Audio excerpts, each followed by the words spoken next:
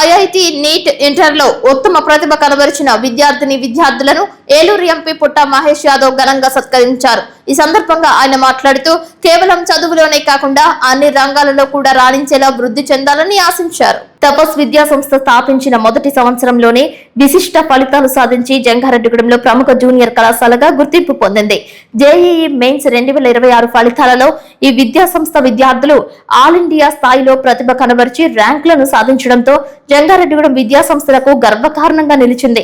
అదేవిధంగా ఇటీవల విడుదలైన ఇంటర్మీడియట్ పబ్లిక్ పరీక్షల ఫలితాలలో రాష్ట్ర స్థాయిలో 3వ ర్యాంకు సాధించి మరెన్నో అత్యుత్తమ ఫలితాలు నమోదు చేశారు.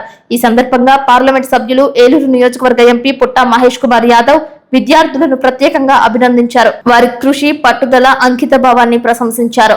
అలాగే మొదటి సంవత్సరంలోనే ఇంతటి ఘన విజయాలు సాధించేందుకు కృషి చేసిన తపస్ ఐఐటి నీట్ అకాడమీ యాజమాన్యం, అధ్యాపక బృందాన్ని అభినందించారు. విద్యా సంస్థ యాజమాన్యం ఈ విజయాలపై ఆనందం వ్యక్తం చేస్తూ భవిష్యత్తులో కూడా నాణ్యమైన విద్యను అందిస్తూ పోటీ పరీక్షలలో మరిన్ని అత్యుత్తమ ర్యాంకులు సాధించేలా విద్యార్థులను తీర్చిదిద్దుతామని పేర్కొన్నారు.